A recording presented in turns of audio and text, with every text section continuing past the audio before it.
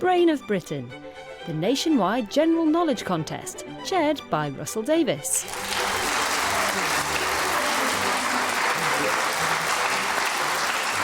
Thank you. Hello and welcome to the 12th and last of the 2023 Brain of Britain Heats. Here at the Radio Theatre in London, we're about to find out who'll take the last of the guaranteed places in the semi-finals, which begin next week. And we should also have a clearer idea of the top-scoring qualifiers for the repechage places too. There have been some impressive scores in the past 12 weeks, and the competition for semi-final places is keen. Let's meet our last four hopeful Heat contenders. Hello, I'm Sue Brooks. I'm from Kent and I'm a retired civil servant. Hello, I'm David Hopkins, a retired teacher from mid-Suffolk. Hello, I'm Graham McNeilly, a retired IT manager from Tunbridge Wells in Kent. Hello, I'm Elizabeth Mowbray. I'm a researcher from East London.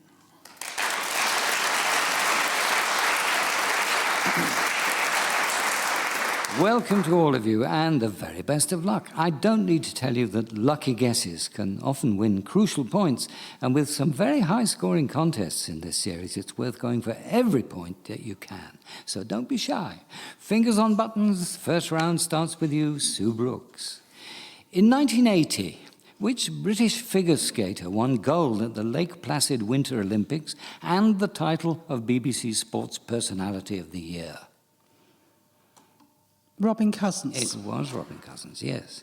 Which French composer's only opera is Péléas et Mélisande, which premiered at the Opéra Comique in Paris in April 1902? Claude Debussy. It was Claude Debussy, yes. Dame Sandra Mason became the first president of which country upon its independence in 2021? Vanuatu. No. Any guesses at countries? Nope. It was Barbados. Barbados. David Hopkins' turn. On a blue plaque in Dorset are these words. The famous fossilist was born here in a house on the site of Lyme Regis Museum. The house was her home and fossil shop until 1826. To whom is it dedicated? Oh, I can't remember, sorry. That's fair enough. Elizabeth Mowbray remembers? Mary Anning? Mary Anning, yes, the fossil collector, dealer and paleontologist who became known around the world for the discoveries she made in Jurassic marine fossil beds in the cliffs along the English Channel. Graham McNeilly's turn. The group of English Catholics who instigated and planned the failed gunpowder plot of 1605 was led by whom? Robert Catesby. Yes, he's generally thought to have devised the scheme to destroy the Houses of Parliament, recruiting the rest of the plotters, including Guy Fawkes, along the way. Which architect born in Baghdad in 1950 won the Pritzker Architecture Prize in 2004 and is known for buildings including the London Aquatics Centre for the 2012 Olympics and the Guangzhou Opera House? Frank Gehry. No. Elizabeth Mowbray? Renzo Piano? Nope. Yes, Sue Brooks? Shah. Nope. That's it, I think? Yes. Dame Zaha Hadid created a dame in 2012. Her major works also include the Broad Art Museum and Rome's Maxim Museum. Elizabeth Mowbray, which British civil and mechanical engineer born in 1806 in Portsmouth designed the first transatlantic steamer? Isambard Kingdom Brunel. Yes. What's the title of Prince Harry's book of memoirs, published in January 2023 by Penguin Random House? Spare. It was Spare. Which amendment to the US Constitution gives its citizens the right to keep and bear arms? The fifth. No, not the fifth. Graham McNeilly? Second. The Second Amendment is right, yes. With the Second Amendment comes the end of the first round, and these are the scores. David Hopkins yet to score, Sue Brooks and Graham McNeilly 2 apiece, Elizabeth Mowbray 3.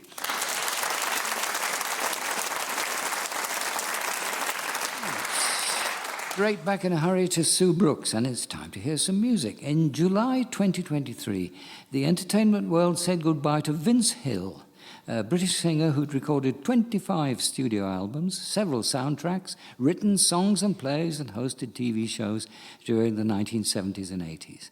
Here's Take Me to Your Heart Again, one of his hits from the 1960s, which provides new lyrics to the melody of a popular French song, which I'd like you to identify.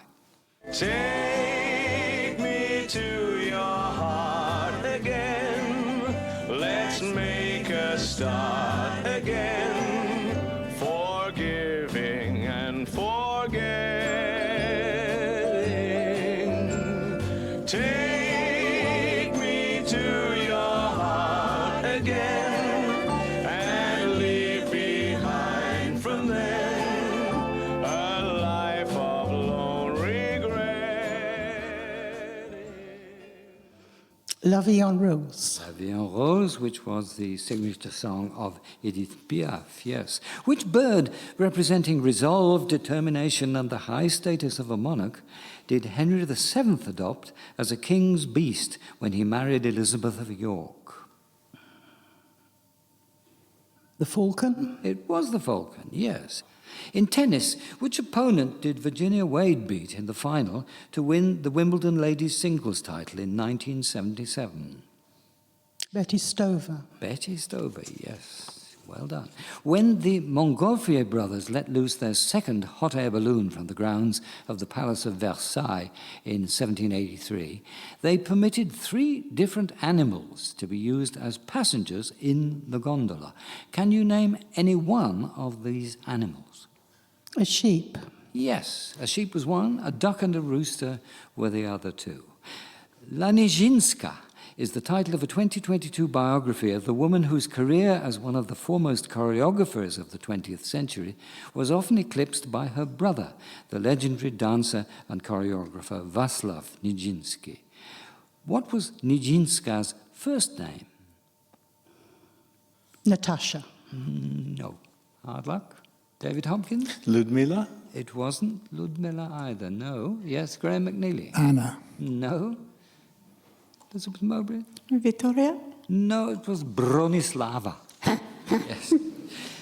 David Hopkins now, written and published in 1890, which poem begins, "By the old Moulmein pagoda, looking lazy at the sea, there's a Burma girl a settin' and I know she thinks of me."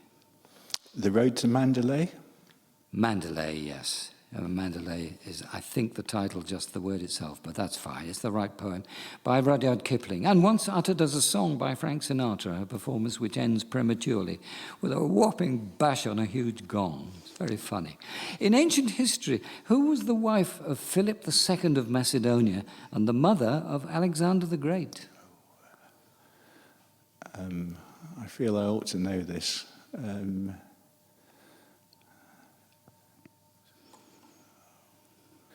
No, I can't Out remember. of time. Elizabeth Mowbray? Is it Catherine? No. Yes. Sue Brooks? Penelope. No. The answer is Olympias. She had a passionate and imperious nature. Who didn't in those days? And she played important roles in the power struggles that followed the deaths of both rulers. Graham McNeilly, in July 2023, Carlos Alcaraz became Wimbledon men's singles champion, ending the 20-year dominance of Djokovic, Federer, Nadal and Murray, which began after which Australian won the title in 2002. Leighton Hewitt. Yes, he was the one. What name is given to the boundary marking the limits of a black hole, beyond which light cannot be seen, as gravity is such that the escape velocity exceeds the speed of light? I don't know. Okay. David Hopkins does? The Event Horizon? Event horizon is the very term, yes. Elizabeth Mowbray, in which island country would you be if you landed at Changi Airport? Taiwan? No. Sue Brooks? Singapore. It is Singapore, yes, yes. And it was the name of a notorious jail once upon a time, a wartime jail. And here's the score at the end of round 2. David Hopkins 2, Graham McNeilly and Elizabeth Mowbray 3 apiece. Sue Brooks now 7.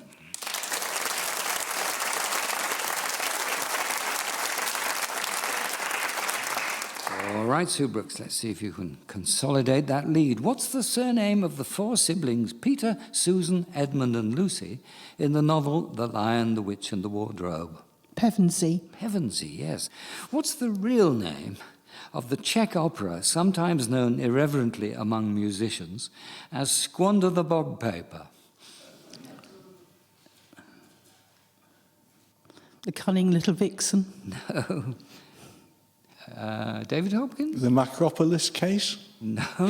No. Wonder where that came from. No, it wasn't. No.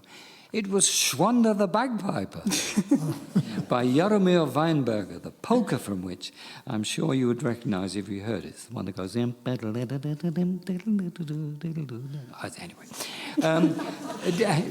David Hopkins' turn. In June 2023, Glenda Jackson, the Oscar-winning actress and former MP, died at the age of 87. You're about to hear an extract from a BBC radio drama series in which she starred as the matriarch and narrator of the epic story with the overall title, Blood, Sex and Money. It's based on a long series of novels written in French in the 19th century. By whom?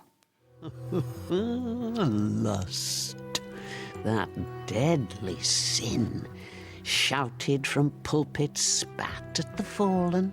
Yet lust is also the mechanism of drama, its blood, driving both comedy and tragedy. One ends in marriage, the other in death. Although the final act of today's performance is as yet unwritten, the curtain rises. Emile Zola? It was Emile Zola, yes. The British TV series Doctor Who began on the 23rd of November 1963 with an opening episode whose title was An Unearthly What? Adventure? No. Sue Brooks? Awakening. No. Plenty of chances for a guess here. No. An Unearthly Elizabeth Mowbray? World. No. Graham McNeilly? Dalek. No. It would be, wouldn't it? No, Child, An Unearthly Child. The whole thing was repeated the following week as its launch had been somewhat overshadowed by the assassination of JFK the previous day. Graham McNeilly, in mathematics, what's the particular characteristic of the sequence of numbers known as a Fibonacci sequence? Each number is a sum of the previous two numbers. That's precisely right. That's a very good explanation. So it goes 0, 1, 1, 2, 3, 5, 8, 13, 21, 34, and so on. What event in the modern Olympics, now open to both men and women, first appeared as a formal Olympic event in the 23rd Olympiad held in 688 BCE? Show jumping? No. Elizabeth Mowbray? Is it the marathon? No. Sue Brooks? Pole vault. No. David Hopkins, have a go. The pentathlon? No, it's boxing. No. Onomastos of Smyrna, now Izmir in Turkey, was the first ever boxing champion. Elizabeth Mowbray now. A religious belief system that acknowledges only one true God is known as what? Monotheism? Monotheism, yes. In which Canadian city will you find the Notre Dame Basilica and St. Joseph's Oratory? Montreal? Montreal, yes. Joan Hickson, Charlotte Rampling, Gillian Anderson, and most recently Olivia Colman have all played which Dickens character in TV and film adaptations?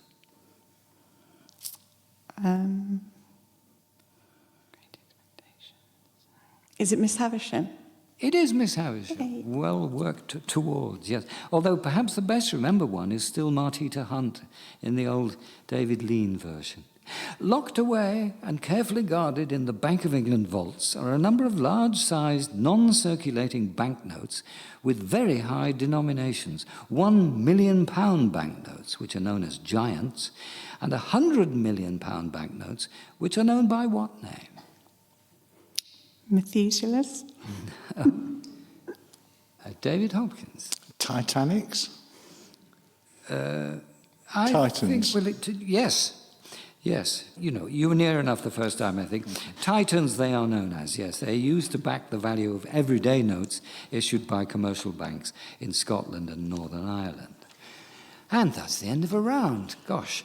And here are the scores now. David Hopkins, Graham McNeilly, 4 apiece. Elizabeth Mowbray, 6. Sue Brooks, 8.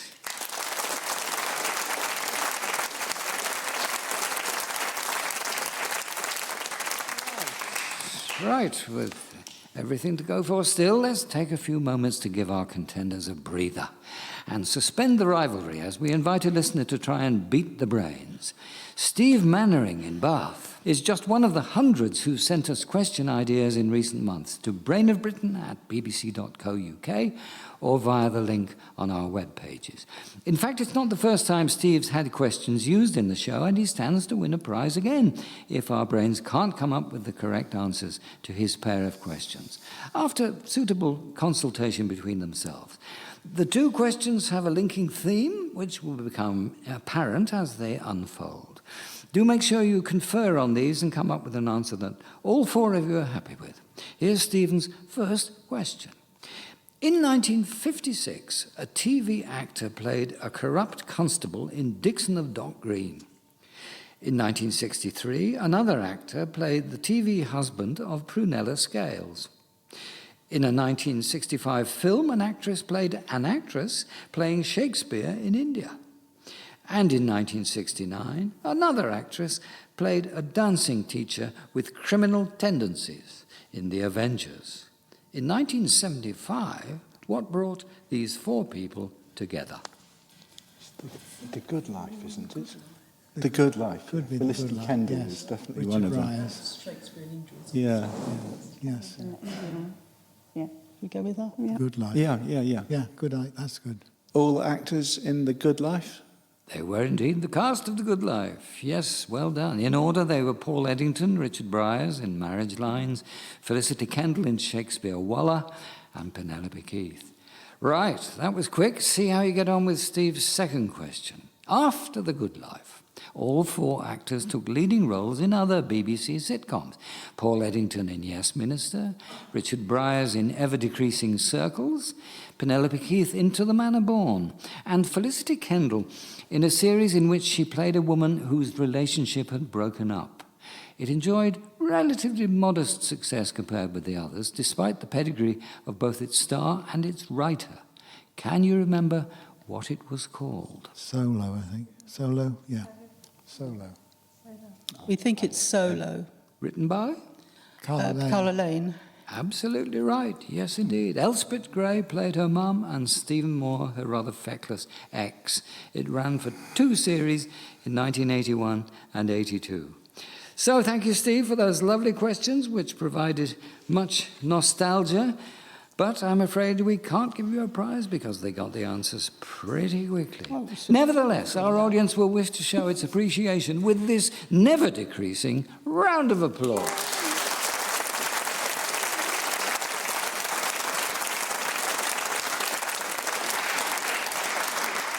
Rest and recreation over then, however brief. Let's get back to the quiz proper, and the next round resumes with you, Sue Brooks. What is an Ishihara test used for? Colour blindness. Yes, to test for colour blindness. Which writer, who died in May 2023 and was known for enjoying life, once said that the invention of screw-top wine bottles had improved the quality of life by about 10%? Gosh. I can only say Kingsley Amis, which I know is wrong. No, afraid not. Elizabeth Mowbray? Was it Keith Floyd? It wasn't, no. Graham McNeilly? Martin Amis. It was Martin Amis, yes, you're right. Of course it was. You've got the right generation, yes, indeed. David Hopkins' question. 2023 sees the 400th anniversary of the publication of the first folio of Shakespeare's plays. It was the first time the plays had been collected together, and several of the plays are only known to us because they appeared in that publication. One of these is the famous history of the life of King Henry VIII, a play most scholars now believe to be a collaboration between Shakespeare and which other playwright? Was it Thomas Dekker? It was not, I'm afraid. Sue Brooks? Ben Jonson. No. Graham McNeilly? Christopher Marlowe. It wasn't him either, no. Elizabeth Mowbray, going to have a go? Ben Jonson. No, it was John Fletcher. It's the play that was being performed at the Globe Theatre when it burnt down in 1613. Graham McNeilly, some music for you, and as a nod to the week of Halloween, here's a cover version of I Put a Spell on You, a song written in 1956 by Screamin' Jay Hawkins. I'd simply like you to identify the performer. I put a spell on you.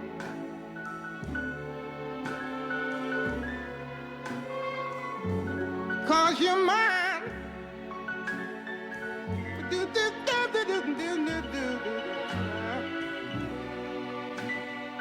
You better stop the things you do. I ain't lying. No, I ain't lying. Ella Fitzgerald. Not Ella Fitzgerald, no. Elizabeth Mowbray. Was it Nina Simone? It was Nina Simone, yes, and riveting as ever, in my opinion, anyway. Elizabeth Mowbray, your question. Maria Magdalena Keverich, born in 1746, was the mother of which classical composer? Could you say her name again? Maria Magdalena Keverich. Bach? No. David Hopkins? Liszt? No. Graham McNeilly? Mozart. No. Any more? Sue Brooks? Beethoven. Yes! Well done. Great guess. It was her birthplace in Koblenz. The Mutter Beethoven I was going to say Mozart. is now a museum. So, well done. End of a round. David Hopkins, 4 points. Graham McNeilly, 5. Elizabeth Mowbray, 7. Sue Brooks, 10.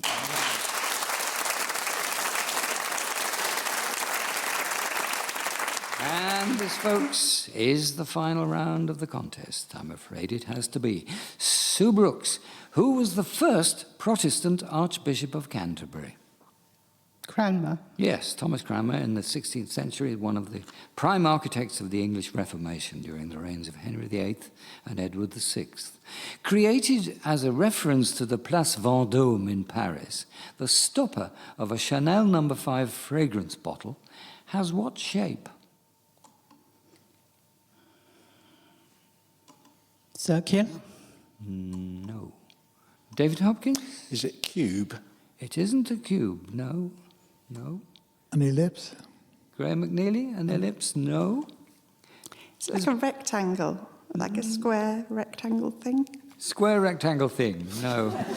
Unless by that you mean an octagon, because it's octagonal. Yeah, it was. Oh, yeah. Close. Yes, no. Octagonal is the thing. David Hopkins, published since 1946, the daily French newspaper L'Équipe is devoted to what subject? Football? Sport in general? Yes, it is sport in general.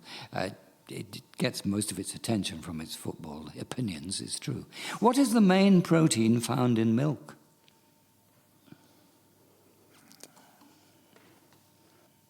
Fat? No. Elizabeth Mowbray? Calcium? No, not calcium, no. Sue Brooks? Casein. Casein is the right answer. You get a point for that. Graham McNeilly's turn. Which of the Galilean satellites of Jupiter is closest to the planet and is the most volcanically active body in the solar system? I don't know. Okay. David Hopkins? Io? Io, spelt I-O. Yes, indeed. Elizabeth Mowbray, here's an extract for you to listen to from an edition of the Radio 4 panel game Just a Minute from May 2023. Can you identify the dead ringer being challenged to complete a minute, without repetition, hesitation or deviation, on the subject of static electricity in the style of Hyacinth Bouquet? I should say that static electricity is a great problem in the home. And I always say you need to get the electrician in, Richard. These tradesmen need to come to our home and fix this problem. And I will be very, very cross indeed. And I shall say to the... Was it Jan Ravens? It was the wonderful Jan Ravens, yes, stopped at that point by Giles Brandreth, needless to say, for repeating the word very, but it was wonderful while it lasted. Coda won the Oscar for Best Film in 2021, and Argo won in 2012. But in 1958, which musical film was the first to win an Oscar for Best Film with a four-letter title? Gigi? Yes, the film is set during France's Belle Époque at the turn of the 20th century. What colour of eyes is mentioned in the titles of a novel by Thomas Hardy, first published in 1873, and Toni Morrison's debut novel, published in 1970? Blue. Blue, respectively, a pair of blue eyes and the bluest eye. In a reference to its historical use as an agent to unblock sinuses, the plant Achillea ptomica is often known by what name?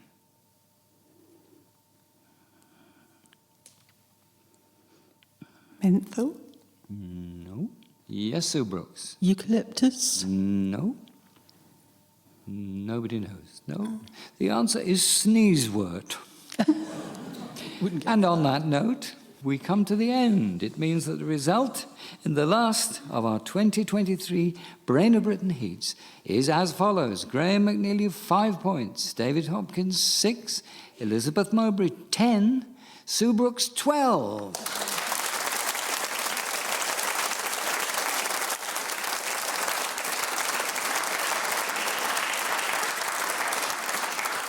So Sue Brooks takes the 12th and last automatic place in the semi-finals. Very well done.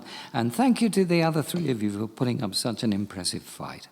It's all getting very exciting for our 70th season. Don't miss the start of the semi-finals right here next time. Thank you for listening today, and goodbye.